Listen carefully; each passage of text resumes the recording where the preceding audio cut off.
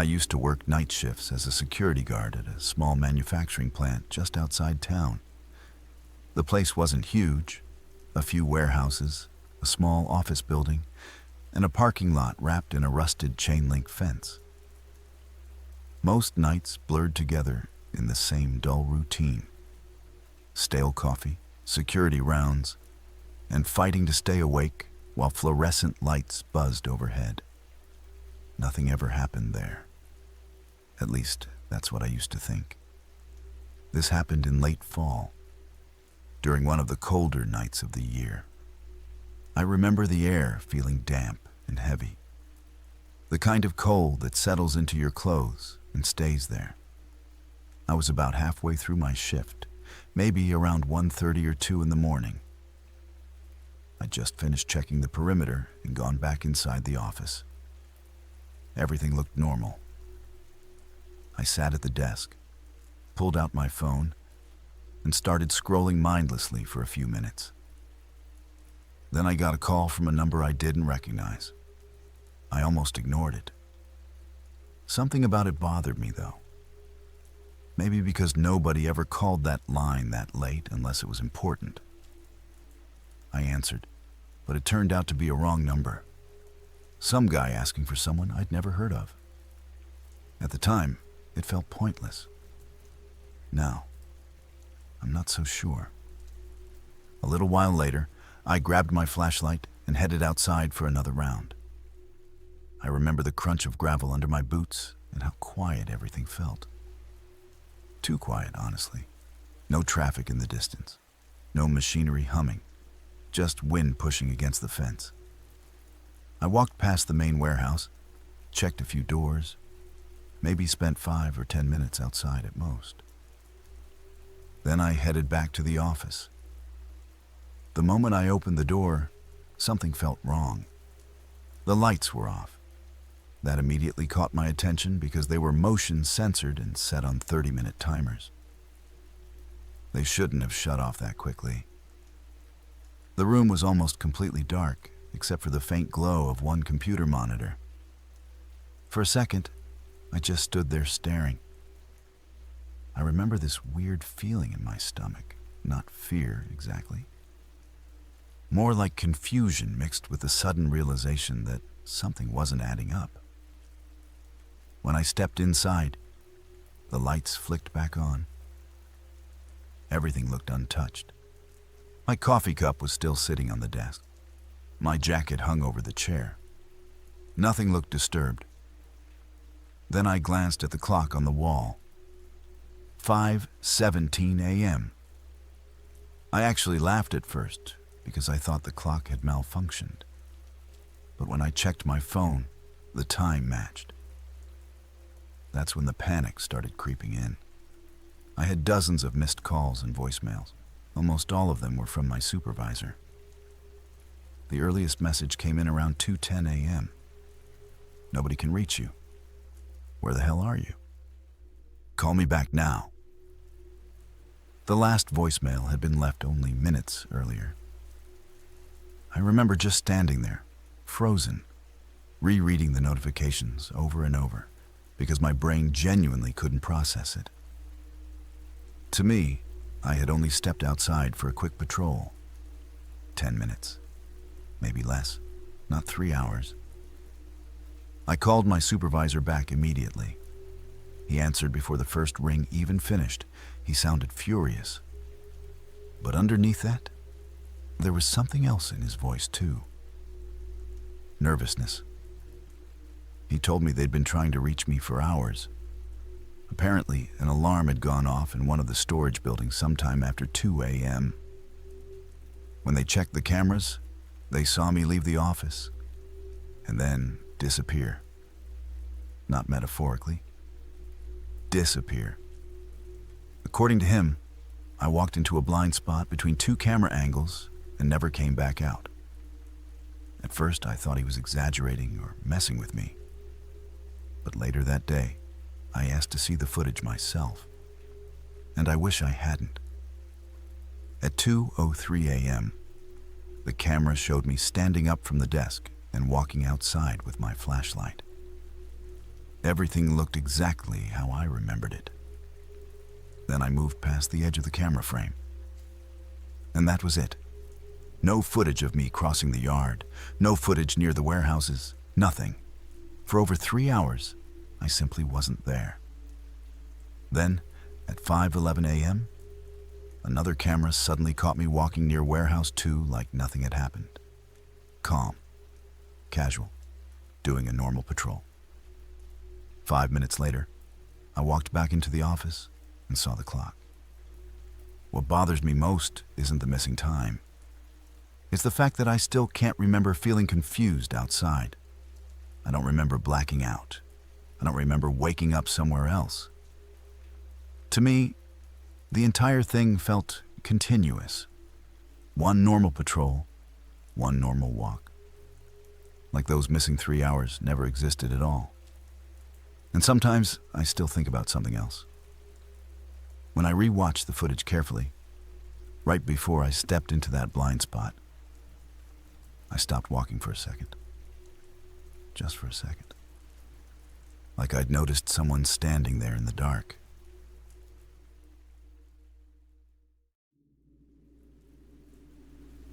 This happened a few years ago when I was still pretty young.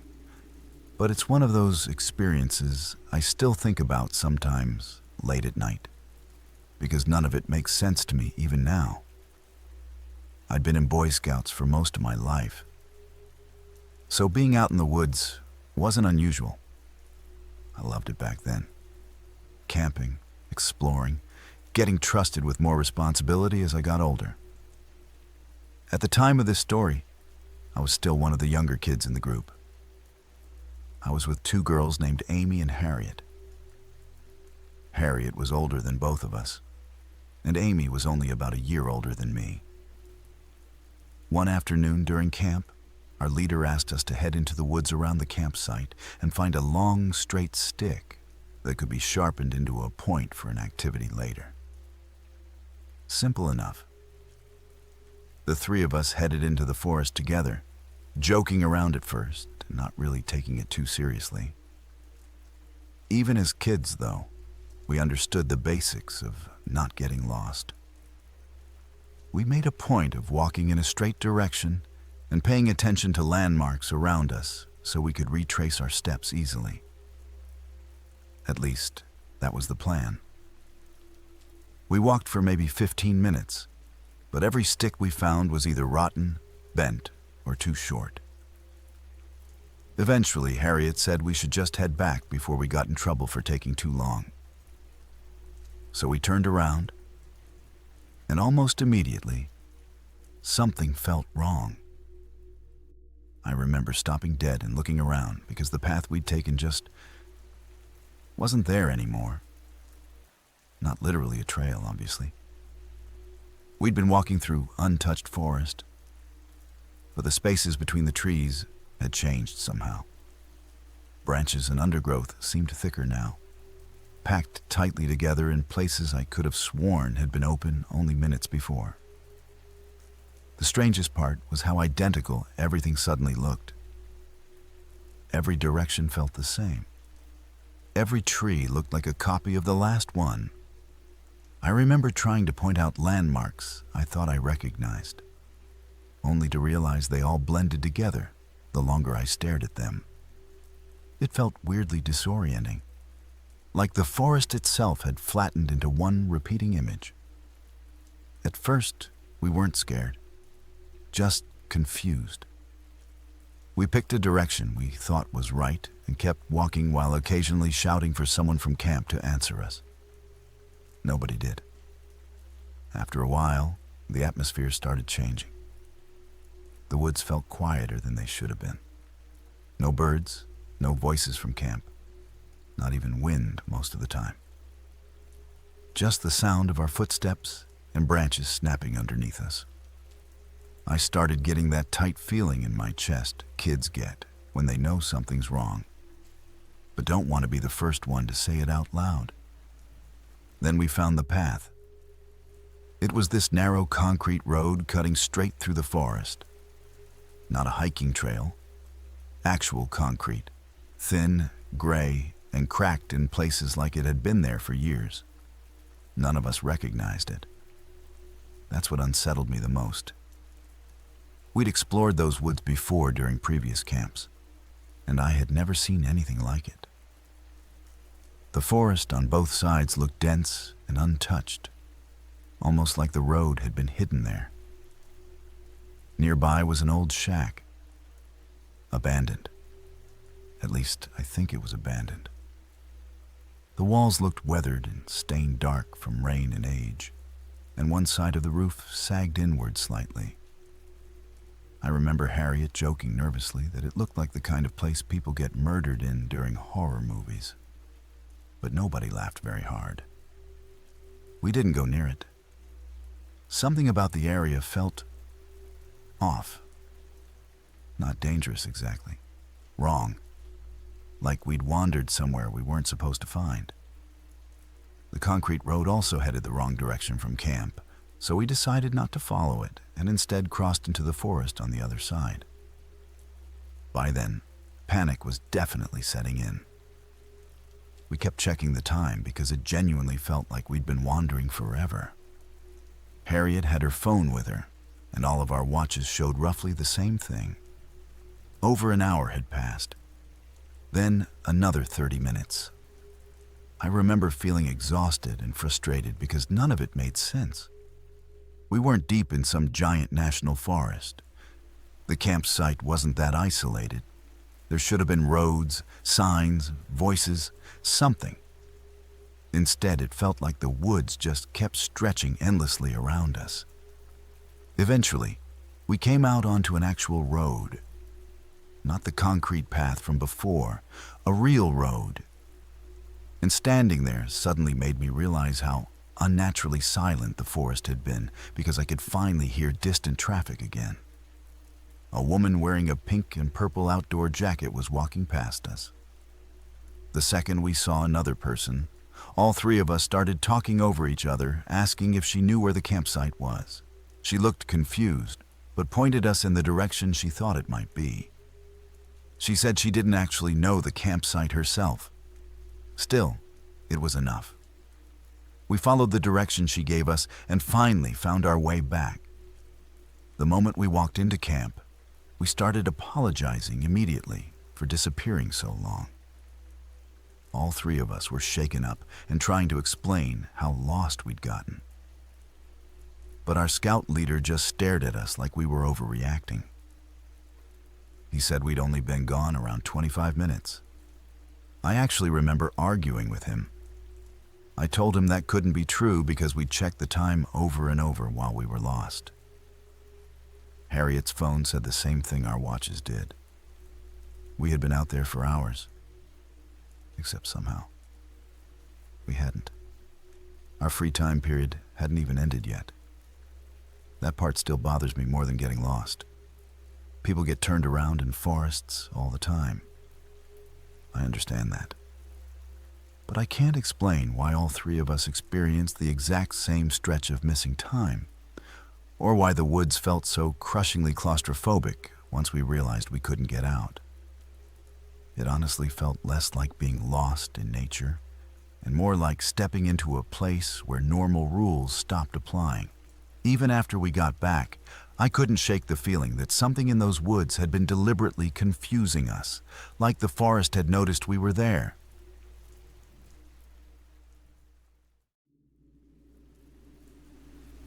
A couple of years ago, I went to a concert in a city about 2 hours away from where I live. It was just me and a friend. Since we planned on drinking, we booked a place to stay overnight instead of driving back after the show.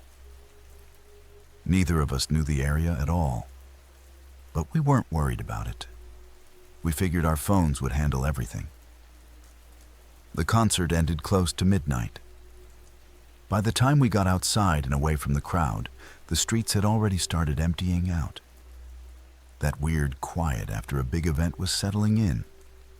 Distant traffic, scattered voices fading away, trash blowing along the sidewalk. We were exhausted, slightly drunk, and honestly just wanted to get back, eat something, and pass out. I pulled up directions on my phone and started following the route without really paying attention. I didn't realize until much later that I had accidentally set the directions to public transit instead of walking. Because of that, the map kept trying to guide us toward bus routes and train connections that had already stopped running for the night. At the time, though, we were too tired and buzzed to think clearly. Even after I noticed the route looked strange, I didn't fix it right away. I just assumed the app knew something we didn't, so we kept walking. After maybe 15 minutes, the atmosphere around us started changing. The stores disappeared first, then the traffic. Soon it was just long stretches of empty sidewalk under weak street lights. No music anymore, no people, hardly any cars, just rows of dark buildings and that late-night city silence that makes every footstep sound too loud. That's when I stopped to check the route again. And that's when I noticed him, a man standing across the street beside a bus stop sign. I don't know how long he'd been there. That's the part that still bothers me. I never saw him walk up. One second the sidewalk was empty, and the next he was just there, watching us. At first, I thought maybe he was waiting for a bus or looking at his phone. But the moment we slowed down, he started moving too. He crossed the street and caught up with us surprisingly fast.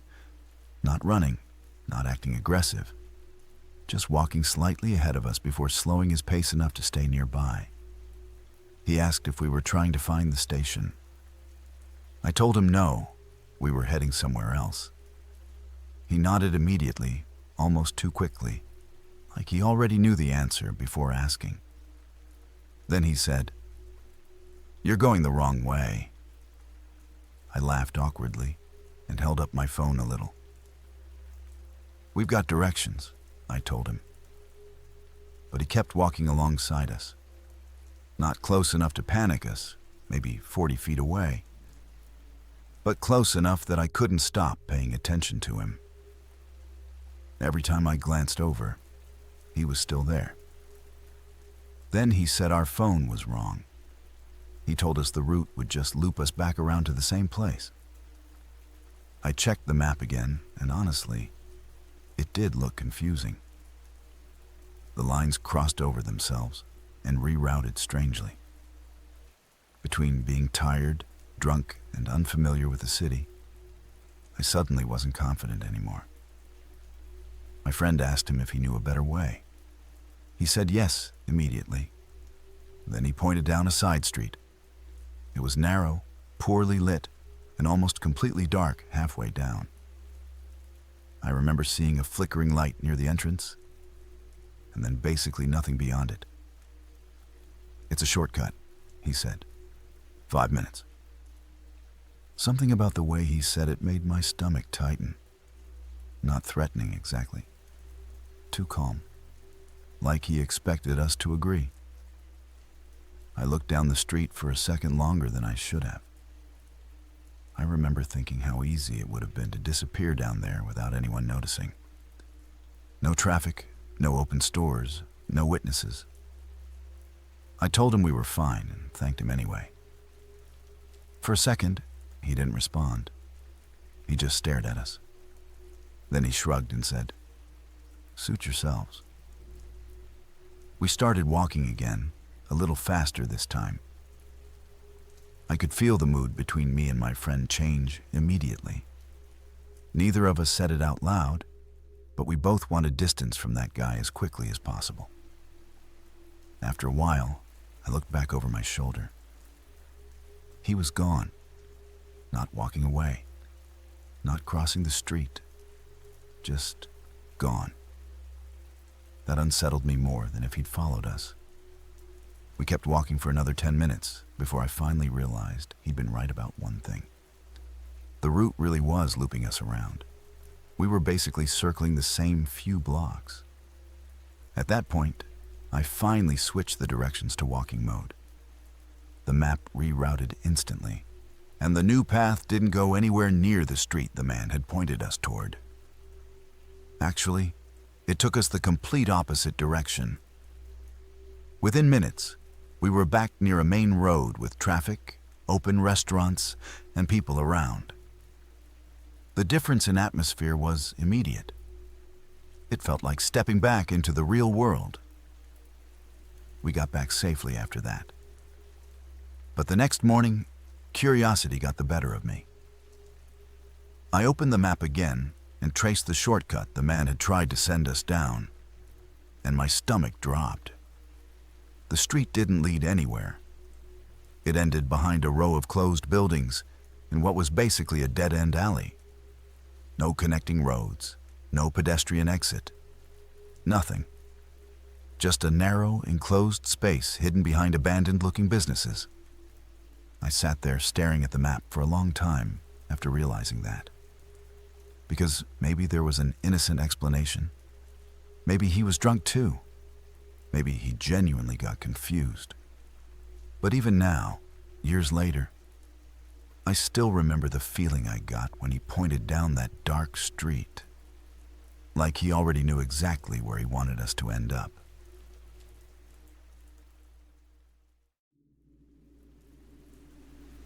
One night back in high school, I was out driving around with a few friends. It started as a completely normal night. Nothing weird, nothing dramatic. Just teenagers wasting time because none of us wanted to go home yet. The friend driving us around practically lived in his car back then. He knew every shortcut, every neighborhood, every weird side road in town. Honestly, all of us did. Between changing schools, moving neighborhoods over the years, and constantly hanging out around town, we knew the area ridiculously well. That's why what happened still bothers me. It was close to midnight when we started aimlessly cruising through neighborhoods just to kill time. Music low, windows cracked open, everyone half tired but trying to stretch the night out a little longer. At some point, we made a turn. None of us remember exactly where. And suddenly, we were lost. Not oops, wrong street, lost. Actually lost, the kind where your stomach slowly starts tightening because nothing around you looks familiar anymore. We found ourselves driving down this suburban street none of us recognized. At first, we assumed we'd accidentally wandered into some newer development or side neighborhood we'd somehow never paid attention to before. But the farther we drove, the stranger it felt. None of the houses looked familiar. None of the street signs rang a bell. Nothing matched the layout of our town. And that shouldn't have been possible. I remember one of my friends joking that maybe we'd crossed into another town somehow. But that didn't make sense either. Leaving our town required taking a very specific road and crossing one of several bridges with huge signs everywhere. You couldn't just accidentally drift out of town without noticing. Yet somehow, it genuinely felt like we had. We reached the end of one block expecting to recognize something once we turned the corner. Instead, it just kept going. Another unfamiliar street. Another row of houses we'd never seen before. The road sloped gradually downhill, and I remember how dark everything was. There were almost no streetlights. Just this occasional dim yellow lamp on certain curbs and a few faint porch lights glowing near garages. Most of the time, the headlights only illuminated pieces of the neighborhood as we passed them. A mailbox, a driveway, a window, then darkness again. The atmosphere felt wrong in a way I still can't properly explain. It wasn't abandoned. The houses looked lived in. But there was no movement anywhere. No parked cars pulling out. No TVs flickering through windows. No people outside. Just endless quiet streets. Even the design of the neighborhood felt generic somehow. Like it had been copied from another town entirely, The street names made it worse. Some were incredibly bland, almost fake-sounding. Others felt vaguely familiar while still being completely unknown to us. I remember all of us laughing a lot during it, but looking back, it definitely wasn't because we thought it was funny. We were nervous.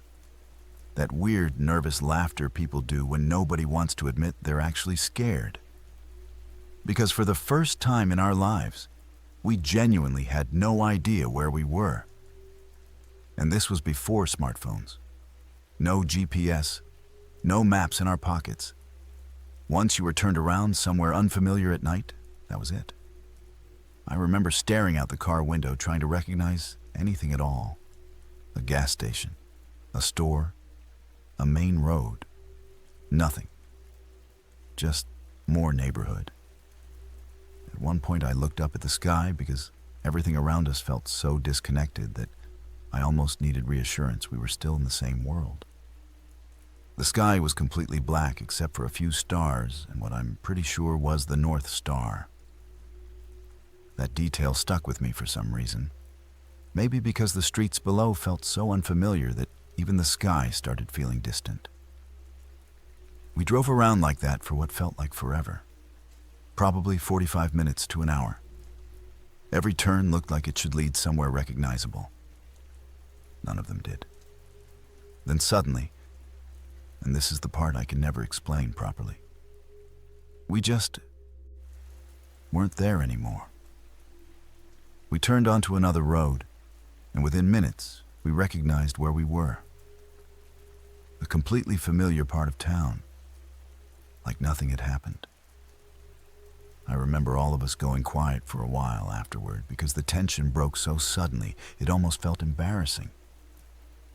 Nobody really knew what to say.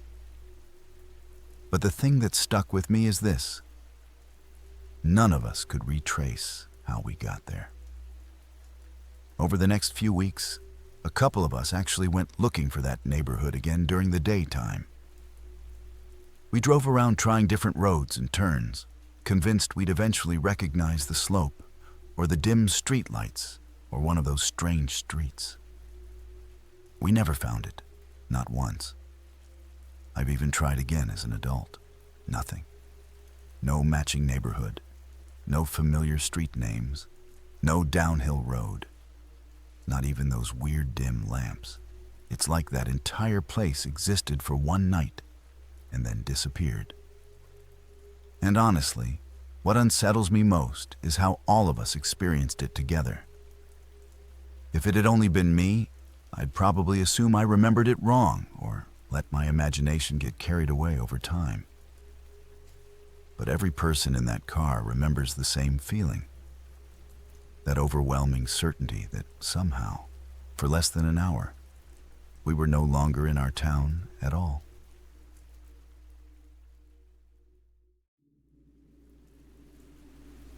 This happened about 8 years ago when I was a junior in high school. And even now, I still can't fully explain it. It was early November, cold enough that you could see your breath outside at night. I was hanging out at my friend Mark's house with a couple of other friends. Mark lived just outside town. Not completely rural, but far enough out that the streets got quiet fast and there were patches of woods behind his backyard that stretched farther than you'd expect. We used to wander those woods all the time.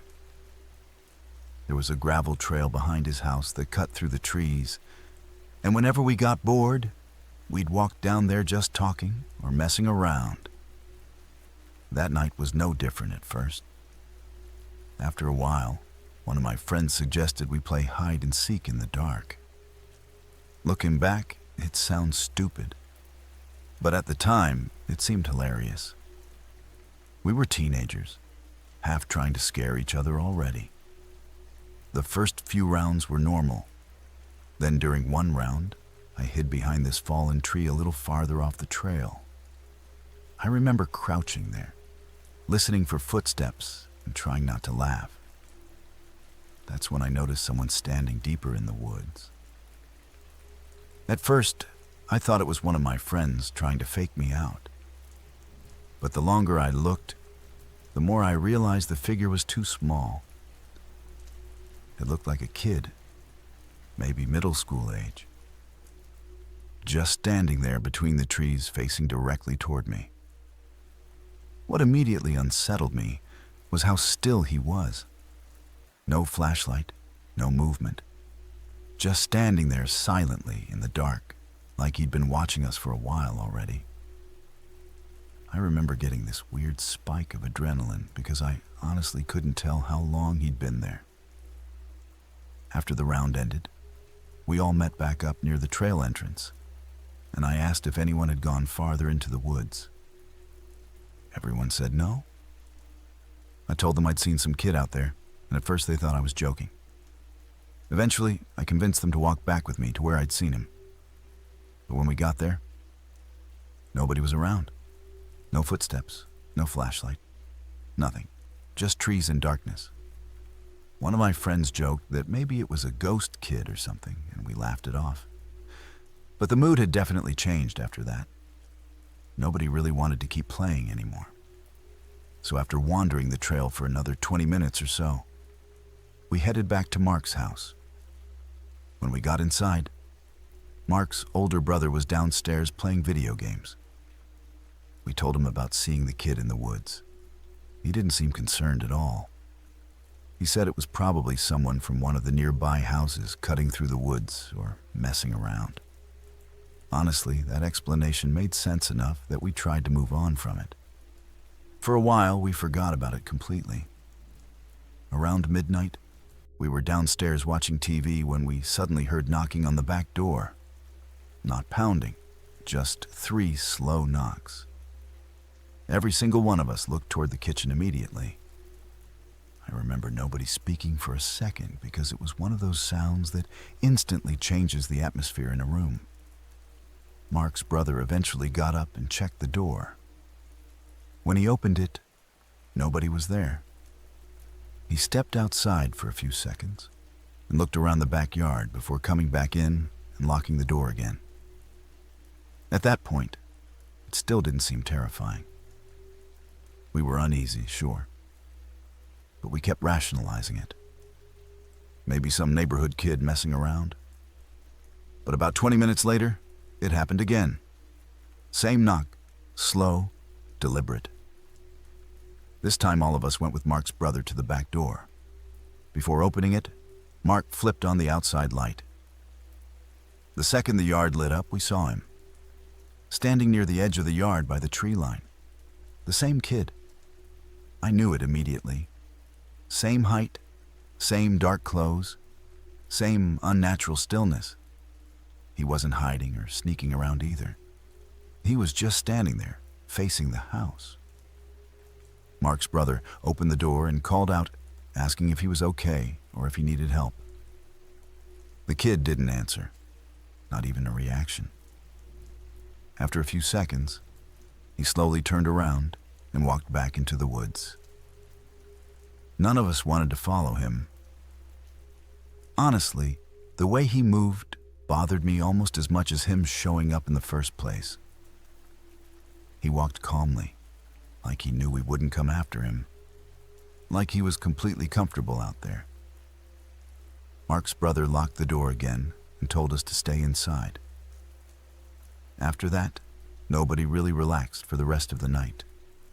Every little sound outside made us look toward the windows. The strangest part came the next morning. Mark's house had motion cameras around the yard, so we checked the footage hoping to get a better look at the kid. Instead, it made everything worse.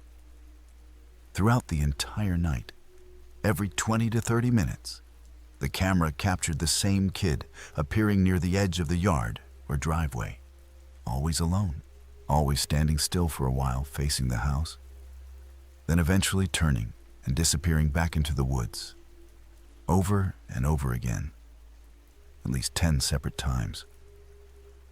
What still unsettles me is that he never tried to break in, never yelled, never approached the windows. He just watched.